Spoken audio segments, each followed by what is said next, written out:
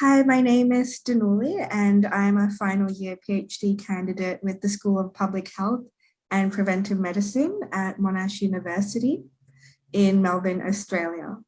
So it's a pleasure to be able to share my presentation with you all today, and I will be speaking about the risk of dementia in individuals with a history of trauma and adverse childhood events.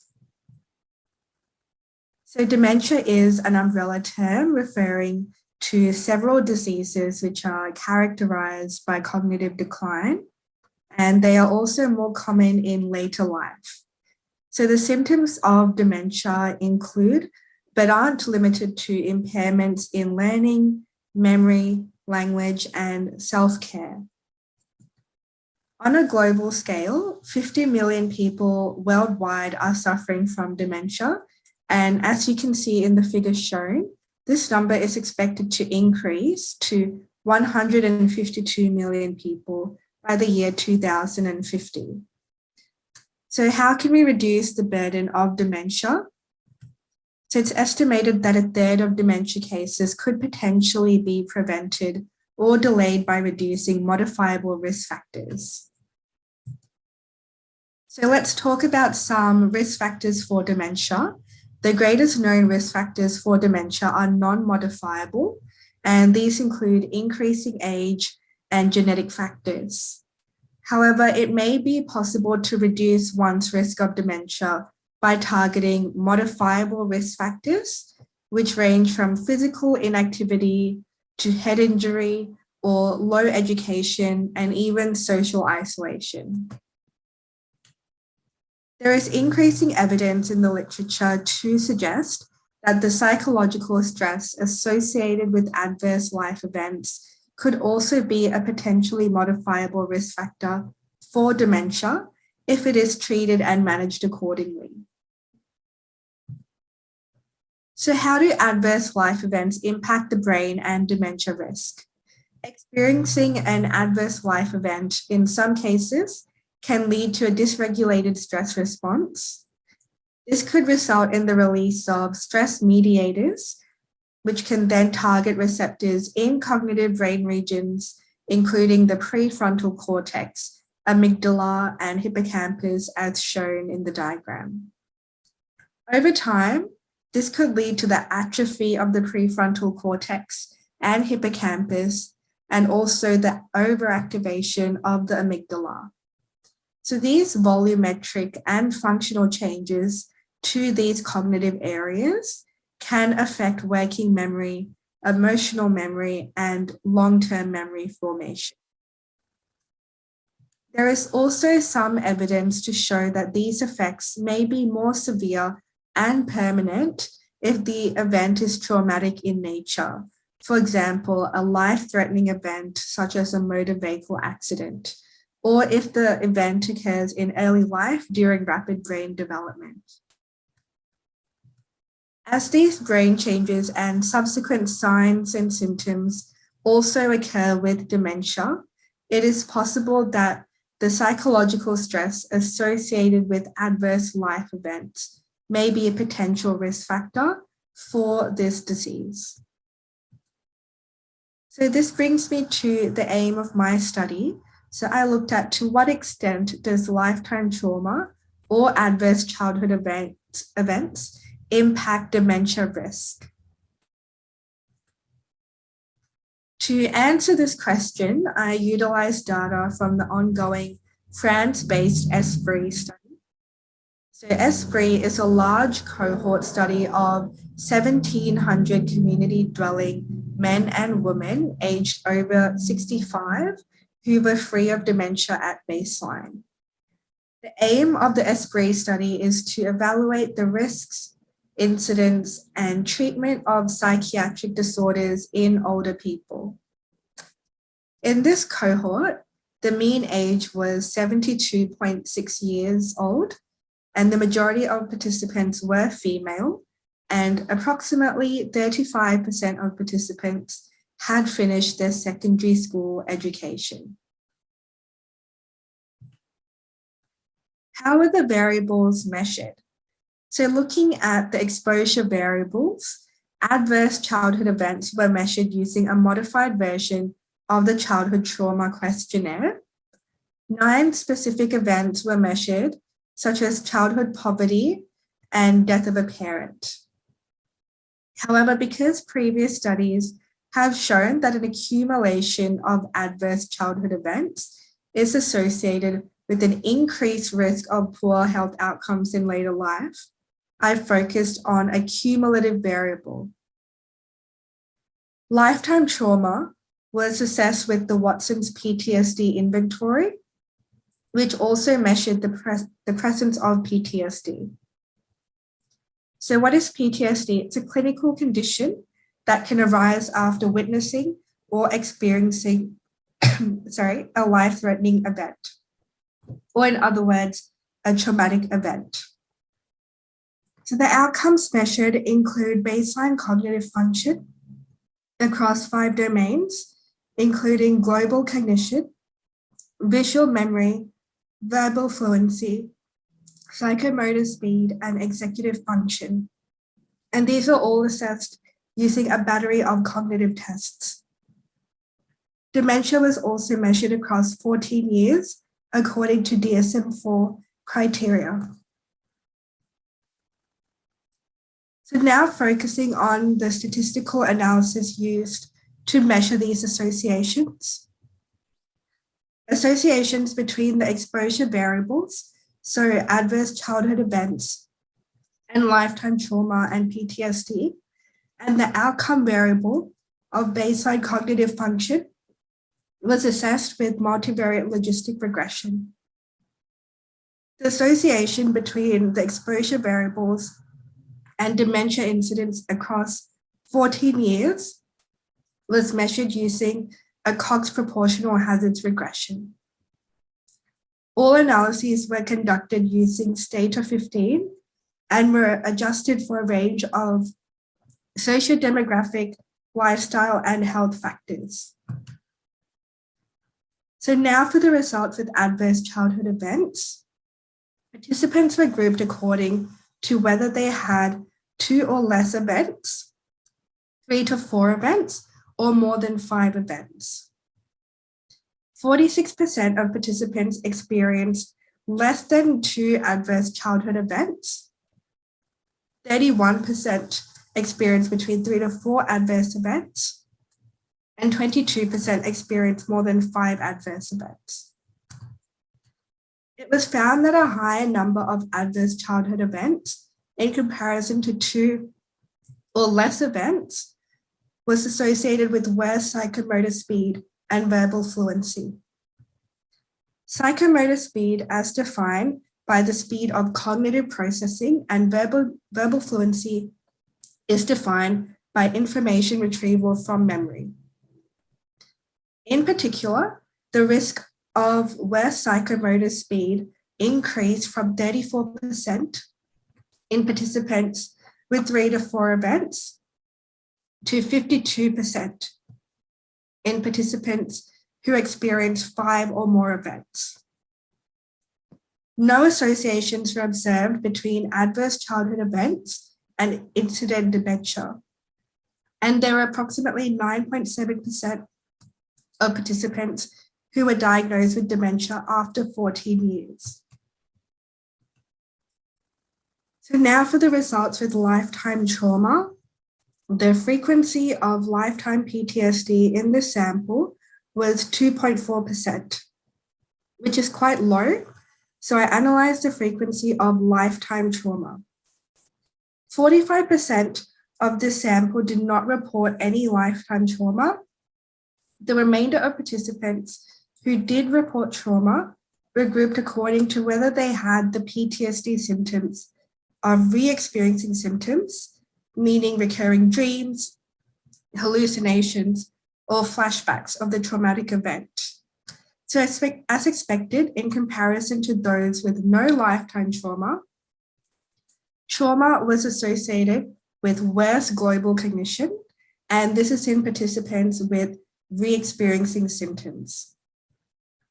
But surprisingly, participants who had undergone a trauma without re-experiencing symptoms, They showed better global cognition, better executive function, and a reduced risk of dementia. If we focus on the results with adverse childhood events, our results suggest that a high number of adverse childhood events are associated with worse cognition in adulthood, particularly psychomotor speed. And this may be due to the developing nature of the brain in early life, which is more susceptible to the effects of stress than in other stages of life. And this may lead to more permanent changes in cognitive brain regions in later life. However, there were no significant observations with dementia, so it is unclear why most of our associations were observed only with psychomotor speed and not with the other cognitive domains, but it may be possible that, that the decline in cognitive processing speed in aging precedes and precipitates the decline in higher level functions, such as executive functioning. However, if we now focus on our results with lifetime trauma, we see the opposite effect, and that in cases without re-experiencing symptoms, there seems to be a protective effect towards low cognitive decline and incident in dementia.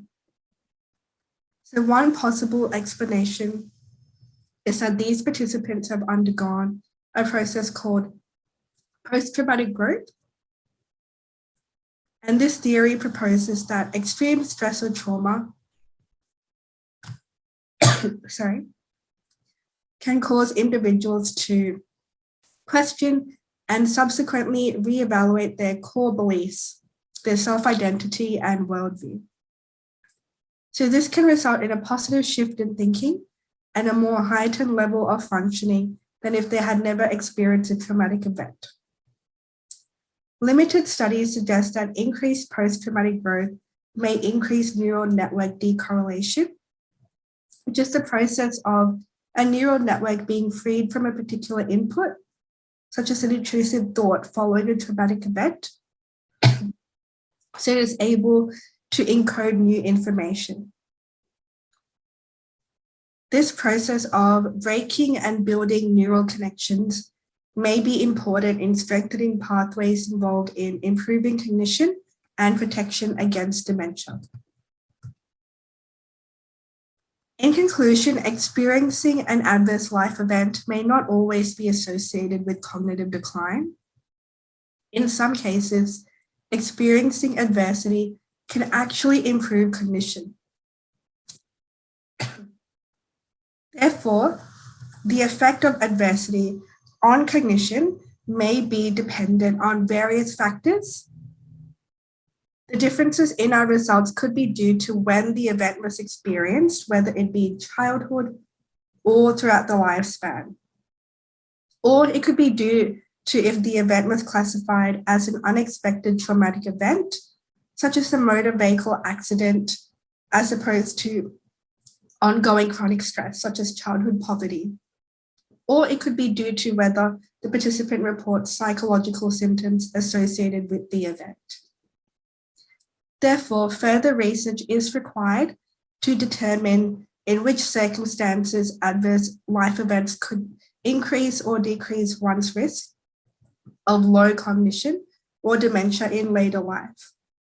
In doing so, this could contribute to the implementation of psychosocial intervention efforts for people who've undergone adverse life events in order to improve the quality of life in older people. I would like to acknowledge my supervisors at Monash University and the participants in the ESPRI study. Thank you for listening. Hello everyone, my name is Heather Craig, and today I would like to share a study that we have done looking at the socioeconomic, behavioural and social health correlates of optimism and pessimism in older Australians. Today I am presenting on the unceded territory that is the lands of the Kulin Nation. I wish to acknowledge the traditional custodians of this land and pay my respects to the Indigenous elders, past, present, and emerging, and any Aboriginal elders who may be here with us today. Globally, the proportion of the population that is aged 65 years or older is increasing. And along with this comes increases in age-related diseases, such as cognitive impairment, cardiovascular disease, and certain cancers. This is costly, both economically for countries and also to individuals. Positive epidemiology suggests that we should investigate factors which can promote the functional capacity of individuals, that is, to enable people to be able to do what is meaningful to them. Health assets are such protective factors and include physiological, behavioural, and psychosocial characteristics, and these can mitigate the risk of chronic disease in older age. Optimism is one such health asset. There is no one commonly accepted definition of optimism. However, there are two predominant theories. One theory relates to how people interpret and explain events in their life. An optimist would explain that negative events or problems are not going to last forever, they're not pervasive, and they're not the person's fault. And this is termed explanatory style. The other, which was the focus of our study, is dispositional optimism. With a heritability of around 25%, dispositional optimism is a relatively stable personality trait that relates to future expectancies, such that an optimist believes that more positive things than negative things will happen in the future. Pessimism, on the other hand, can be understood as expecting the worst thing to happen. It was once thought that optimism and pessimism occurred on a continuum, from most pessimistic to most optimistic. That is, that optimism and pessimism were unidimensional, or degrees of the same thing. However, more recently it's been suggested that the optimism and pessimism are independent constructs, so that a person is not either a pessimist or an optimist. Rather, they may be highly optimistic about some things, but moderately pessimistic about others. This slide shows some of the associations between optimism, pessimism, and health outcomes. Higher optimism is associated with lowered risk of cognitive impairment in late life, as well as less risk of coronary heart disease. Moreover, higher optimism predicts greater quality of life for informal caregivers. And in my published systematic review, I reported that optimism is associated with less risk of premature mortality, whereas pessimism is associated with increased risk of all-cause mortality. Optimism has been found to be positively associated with longevity. However, there is little research into how optimism may be associated with health in those who reach older age relatively well. Research is a priority in adults aged 70 years and older because it's been demonstrated that at this stage in life, optimism begins to decrease while pessimism increases. It's been demonstrated that relatively simple psychological interventions are effective in promoting optimism.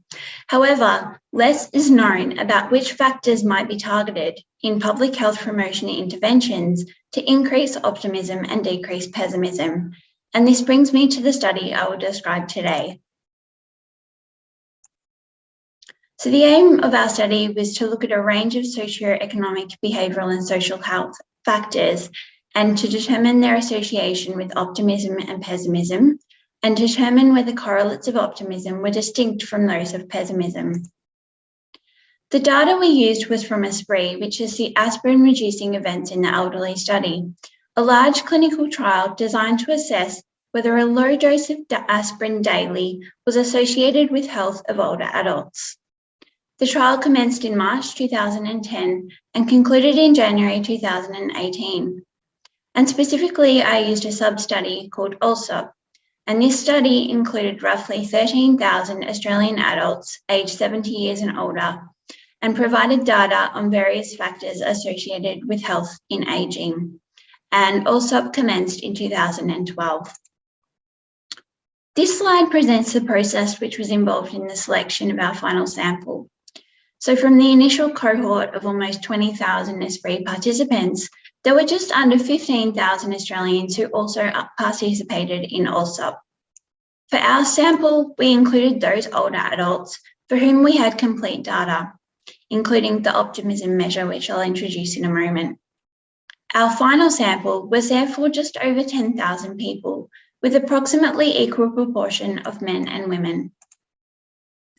So we used ordered logistic regression to measure the odds of higher optimism and lower pessimism in the sample, associated with a range of factors, which included years of education, annual household income, a measure of relative socioeconomic advantage, which was based on residential area, smoking status, level of alcohol intake, physical activity levels, engagement in volunteer work, social support, loneliness, and social isolation.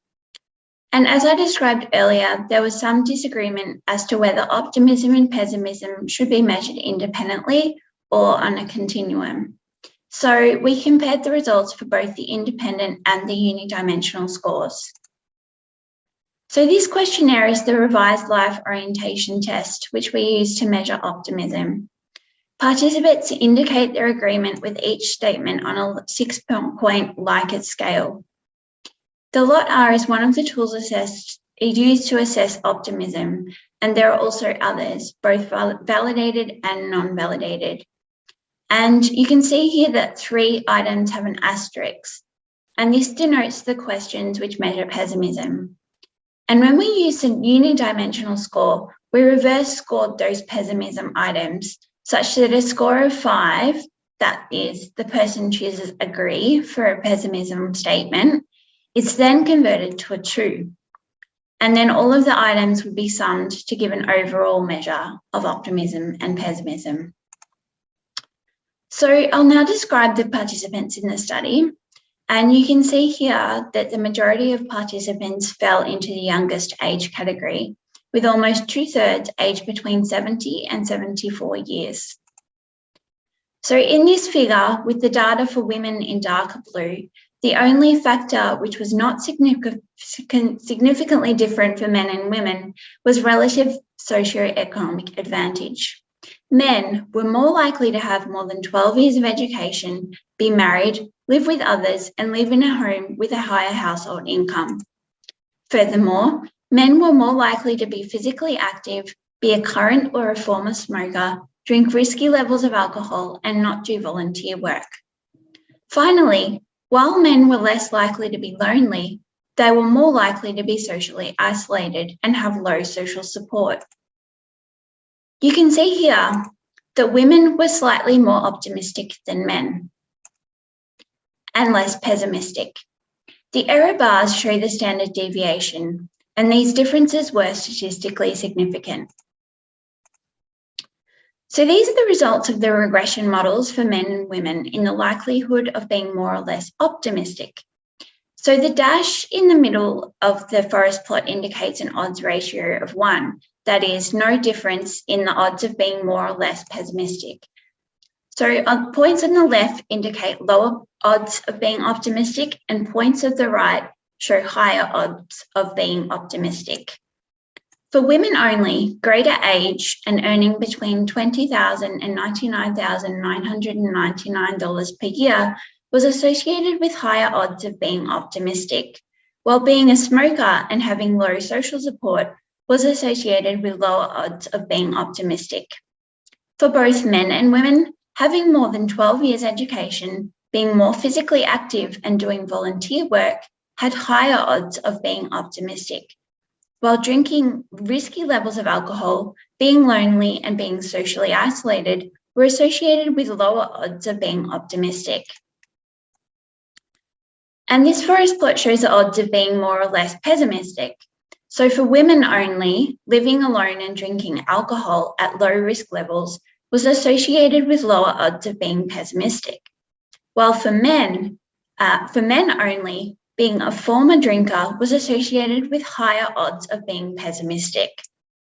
For both men and women, having more than 12 years of education, earning a higher income, being more socioeconomically advantaged, being more physically active, and doing volunteer work was associated with lower odds of being pessimistic. On the other hand, being lonely and having low social support was associated with increased odds of pessimism. And our results did not differ when a unidimensional measure of optimism and pessimism was used. That higher optimism and lower pessimism in more educated individuals could relate to associated improvements in their quality of life and overall living standards, while older adults with higher income may be more optimistic as they have access to material resources, which affords greater confidence in the retirement years. Similarly, healthy lifestyle behaviours may reflect an aspect of optimism, such that optimistic individuals may have the belief that their choices will successfully promote well-being. Engagement with volunteering may promote optimism by giving a sense of meaning in life, and good social health brings a sense of identity as well as various social roles. We suggested that the gender differences we reported may reflect underlying cultural aspects such as gender roles and socialisation. So, maximising socioeconomic conditions for older adults, as well as encouraging healthy lifestyle behaviours and promoting good social health, is likely to increase the odds of older adults being more optimistic and less pessimistic.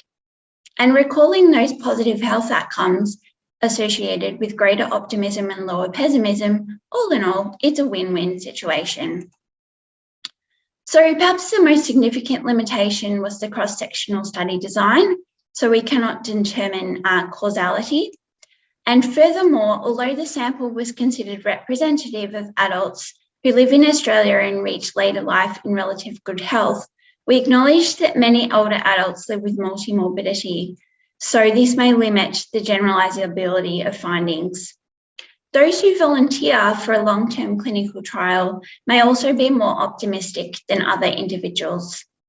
Finally, many measures were self-reported, so we noted a reporting bias, which may be particularly relevant for less socially desirable behavioural factors such as smoking.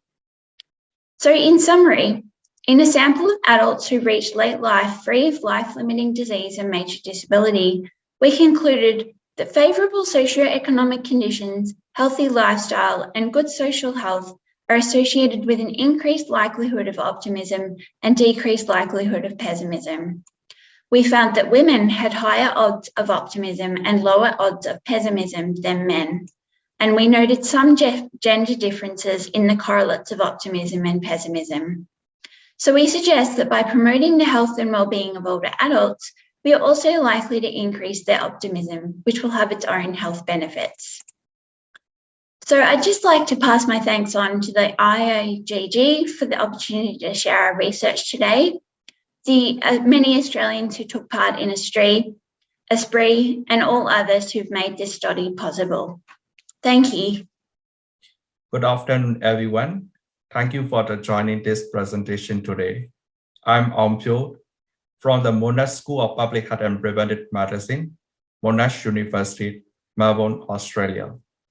The topic I'm going to present today is trajectory of physical heart-related quality of life in older people and the risks of incident cardiovascular disease and all-cause mortality. The first part of my talks deals with background. What is physical health? Physical health is not merely the state of being free of illness or disability. It is an individual ability to live comfortably and to perform daily tasks that they want to do. Physical health is one of the main components of overall health. Therefore, poor physical health can affect the other dimension of health, such as mental, emotional, and spiritual health. This in turn could negatively impact on overall well-being and quality of life. In this 21st century, a paradigm shift toward patient-centered care has occurred in medical care. This patient-centered care has been widely recognized as a fundamental principle of high-quality health system. Therefore, the role of patient-reported outcome measure has gained attention in healthcare setting. What is patient-reported outcome measures? Patient-reported outcome measures are standardized questionnaires that capture an individual perception of their own health. Health-related quality of life is one of the most widely used patient-reported outcome measures in healthcare. It is a multidimensional concept including physical, mental, and social health domain. It is an assessment of how individual feels about their health. What is physical health-related quality of life? Physical health-related quality of life is an assessment of the impact of physical health condition on individual daily lives. In our recent systematic review and meta-analysis, it consists of 47 studies. Most of them were conducted in Europe and the United States. In this systematic review, we found that physical health-related quality of life has a stronger predictive ability for mortality risks compared to mental health-related quality of life. Further, in literature, it has been increasingly suggested that physical health-related quality of life is an effective predictor of adverse health outcomes in community-dwelling older individuals. In our previous data analysis, using a large cohort of approximately 90,000 relatively healthy older people aged 65 years and above, we found that higher physical health-related quality of life at the baseline was associated with decreased risk of incident cardiovascular disease and all-cause mortality.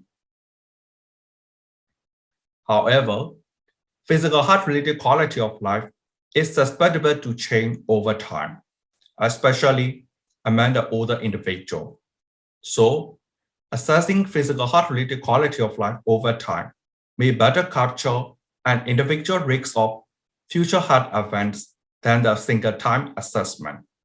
Therefore, however, to date, all prior studies demonstrating the predicted power of the physical health-related quality of life for the risk of cardiovascular disease and all-cause mortality have only used a single-time assessment or have examined changes in the physical health-related quality of life between 2 time points.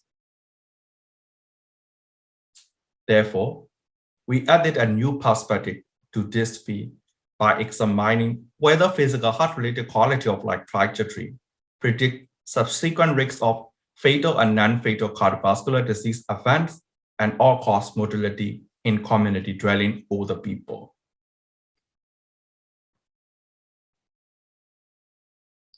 To address these objectives, we have the opportunity to use the longitudinal data of ASPRI study. ASPRI is the aspirin in the reducing event in the artery. It is a clinical trial on the effect of the low-dose aspirin for primary prevention in older people. ASPRI includes a large cohort of relatively healthy older people aged 65 years and above from Australia and the United States. This is a timeline of my analysis. Physical health-related quality of life was assessed at the baseline and over 6 follow-up during the ASPRI trial period. For the health outcomes, we consider incident health outcomes that are occurring during the ASPRI H3 period. Physical health-related quality of life trajectory was the determinant of this study. Health-related quality of life was measured at the baseline over 6 follow-up using the SF12 version 2. Physical domain of health-related quality of life was generated using the standardized NAM-based method. Higher score indicate better physical health-related quality of life. We use the growth mixture modeling to identify physical health-related quality of life trajectory. Our study consists of 3 main health outcomes: incident cardiovascular disease, fatal cardiovascular disease, all-cause mortality. Incident cardiovascular disease consists of fatal coronary heart disease, non-fatal myocardial infarction, fatal or non-fatal stroke, or the hospitalization for heart failure. This is a flow diagram showing how incident cardiovascular disease was adjudicated. Case summary. Detailed medical record, imaging documentation were used during the adjudication process. After that, adjudication committee review all available information and adjudicate incident cardiovascular disease. For the data analysis, we used a logistic regression. We also fitted the possible interaction between physical heart-related quality of life trajectory and gender or age group in the logistic regression models. This slide shows the physical heart-related quality of life trajectory among the older people over the median 4.7 years follow-up. We can see in this figure that most of the older people had a good physical heart-related quality of life over time. Approximately 13% of the cohort had a remarkable increase during the first 2 years. After that, a slight decrease. Another 13% of the cohort has a remarkable decline over the first 3 years. After that, had a slight fluctuation. The minority, 6.5% of the cohort, had a low physical heart-related quality of life over time. This slide shows the characteristics of study participants. This study includes approximately 16,000 study participants aged 65 years and above. Half of them were female, 12-year-plus education, living with family or others. 91% of the cohort were white Australian or white American. Compared to the those in the high physical heart-related quality of life group, participants in either low or declining physical heart-related quality of life group were more likely to be older, female, have less education, be living alone, and had more comorbidity.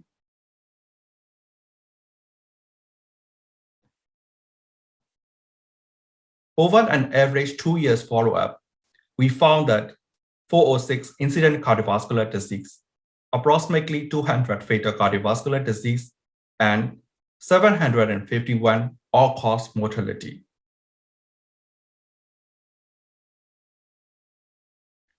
This slide shows the association between physical heart-related quality of life trajectory and incident risk of heart outcomes.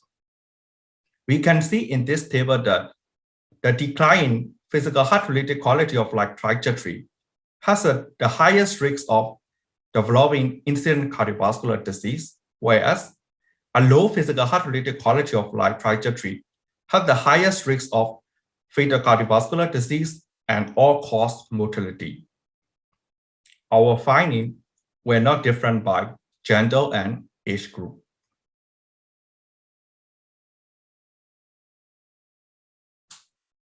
To conclude, our study is the first study investigating the association between physical heart-related quality of life trajectory and incident heart outcomes. Low physical heart-related quality of life trajectory predict an increased risk of fatal cardiovascular disease and all-cause mortality. Declining physical heart-related quality of life could be considered as an early indicator for incident risk of cardiovascular disease. The finding of this study strengthened the importance of physical heart-related quality of life in the heart risk assessment for the older people in the primary care setting.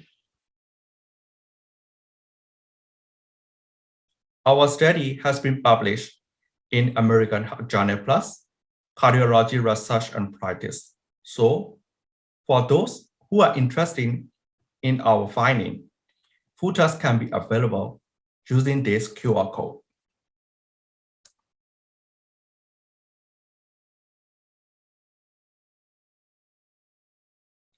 Here are the list of the reference we use in this presentation.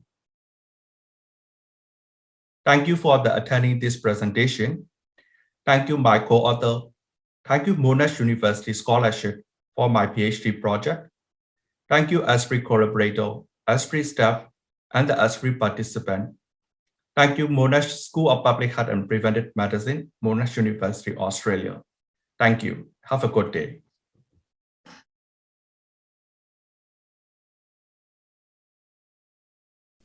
Hi, everyone. It's a pleasure to be here today, and I'd like to thank the IAGG for having us and for us being able to present today. So I'll just introduce myself. My name is Danuli, and I, together with Ang and Heather, we have presented a symposium, and it is titled How the Psychological Well-Being of Older Adults Can Influence Their Health. Unfortunately, Heather is sick and unable to join us, but she welcomes any questions or feedback about her presentation through email. So we are all PhD candidates with the School of Biological Neuropsychiatry and Dementia team, so part of the School of Public Health and Preventive Medicine at Monash University in Australia. So my presentation was looking at the risk of dementia in older individuals who had experienced a traumatic event across the lifespan or an adverse event specific to childhood.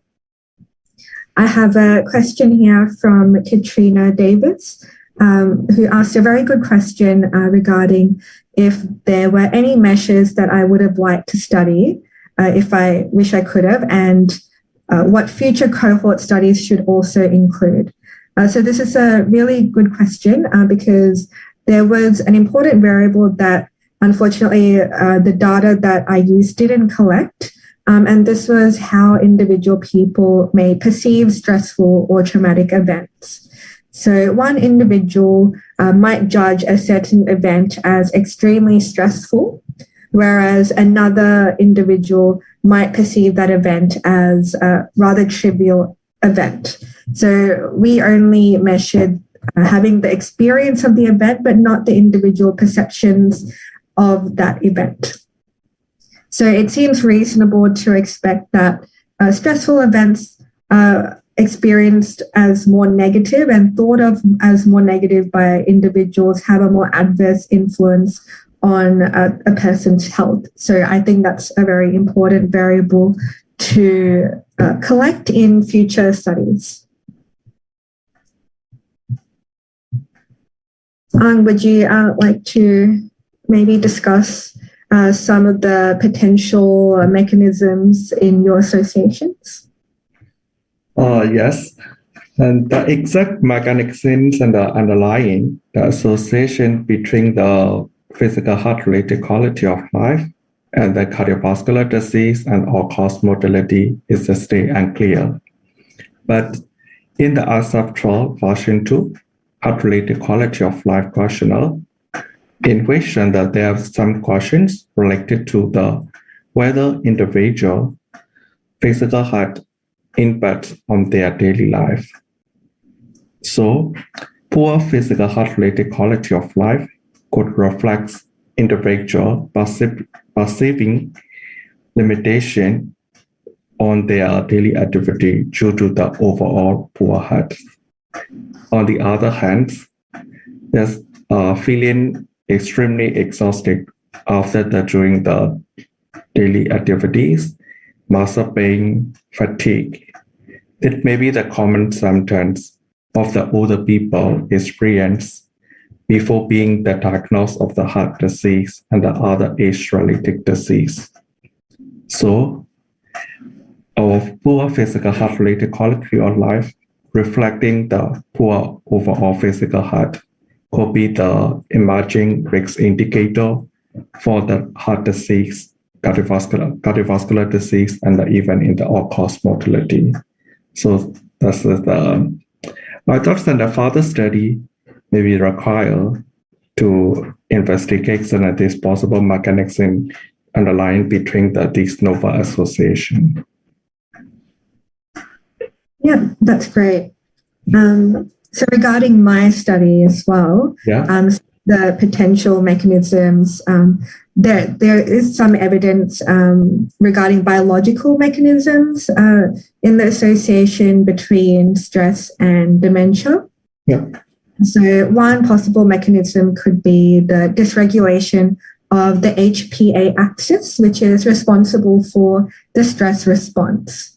So dysregulation of this HPA axis can lead to dysregulated levels of glucocorticoids, such as cortisol, which is a hormonal mediator in the stress response. And this hormone binds to brain regions involved in both the stress response and in cognitive functions. So brain regions such as the hippocampus, the amygdala, and prefrontal cortex, for example. Yeah. This then may lead to damage in cognitive brain regions and could potentially accelerate the progression of dementia and cognitive decline in older age. So this is just one theory, but there are other theories also relating to this association, and they focus on increased oxidative stress and neuroinflammation, which are both increased in chronically stressed individuals. So it's possible that overactivation of these mechanisms can influence neuronal cell death and damage to cognitive brain regions, and also possibly impact the neuropathology involved in Alzheimer's disease, such as amyloid plaque deposition, and also even telomere shortening. So these are all biological mechanisms which could potentially explain the relationship between stress and dementia. But we also have to consider psychosocial factors to explain these associations. So factors such as social support and loneliness were not considered in my study because those variables weren't collected. So this also ties into Katrina's question. So future studies could definitely also consider social support and loneliness, because it is quite possible that these will increase the risk of dementia and low cognition in older age. However, we unfortunately didn't have that data collected. It's really interesting. So, what would be the potential implication of your study?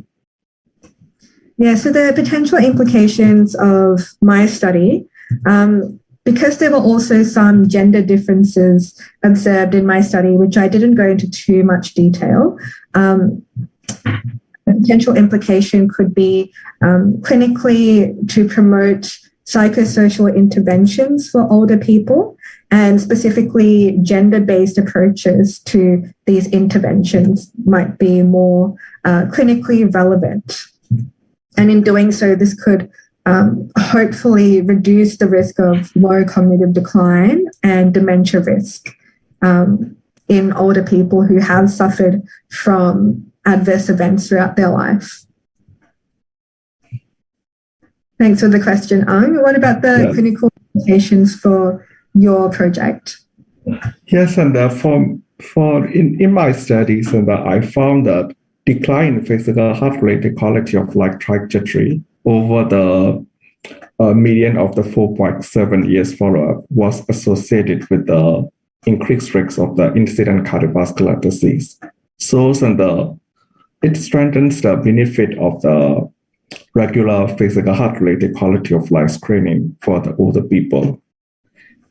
On the other hand, our S3 cohort was diverse in terms of the age, gender, socioeconomic status, education level, and then some other chronic heart conditions such as the diabetics and the hypertension, which are usually found in the older people. So, my study cohort, the finding from this cohort could be generalizable to the community trained older people who are commonly seen in the primary care setting. So our study finding also support the incorporation of the patient-reported outcome measures such as heart-related quality of life into the annual heart checklist for the older people in the primary care settings and to identify the risks of their heart outcomes. Additionally, our study also strengthens the previous literature, such as heart-related quality of life could be considered as a part of the cardiovascular disease and the heart risk assessment for the older people in the primary care setting. This is a potential implication from my study. So for the future studies and based on this finding, I will recommend to investigate the possible interventions to improve the quality of life, and then whether is there an association with the decreased risk of the incident heart outcomes. It will be the future study. Yeah, that's really interesting. What are some ways do you think that we can improve the quality of life? Actually, we didn't in the literatures and most of the study were conducted in the patient population, and then some patient with the cancer or patient with the other chronic disease. In this case, they usually recommend the mindfulness and then physical activity and the diet plans and for as a potential implication, a potential intervention to increase the heart-related quality of life, especially for the physical activity and the diet. So they call the lifestyle interventions. Would social support also play a role in increasing quality of life? Yes. One of my chapter from my PhD thesis, they also found that loneliness was associated with a vast physical heart-related quality of life. So we could, and then another interesting finding from that study is volunteering can prevent declining the physical heart-related quality of life. So we can say that a volunteering program for the older people could improve their well-being and the overall quality of life, which in turn could decrease the risk of the incident heart outcomes. Yeah, that's really interesting. Did this study only look at volunteering programs, or did it also look at other forms of social networking? Yes, and the limitation of that study is we do not have that data, and we do not have the information about the specific voluntary program. So, based on that studies and the type of the voluntary programs and the frequency of the voluntary programs, so we need to investigate the detail about that, and then whether the association with the overall well-being in the older people. Okay, great. That's really interesting. So would you recommend older people pick up maybe volunteering in order to reduce their risk of cardiovascular disease events? Would that be a potential recommendation? And I thought that we need to wait for the future study, and then based on the result of the future studies, and we can make such kind of recommendation. Another point is during this COVID pandemic period, social interaction prior to the voluntary program might be the challenging. So we need to find another innovative digital technology type of the intervention, like the Zoom meeting or something like that. We need to create that kind of the advanced intervention. Yeah, that's very interesting. Very innovative as well. Yeah. So there's no question from the audience. I just have a comment from Katrina saying that we could also look at the reimagining and cognitive load. So too much brain involved in reliving the old stress. Yes, that's true. So regarding stress, it can definitely affect cognitive load. And not enough left for cognition.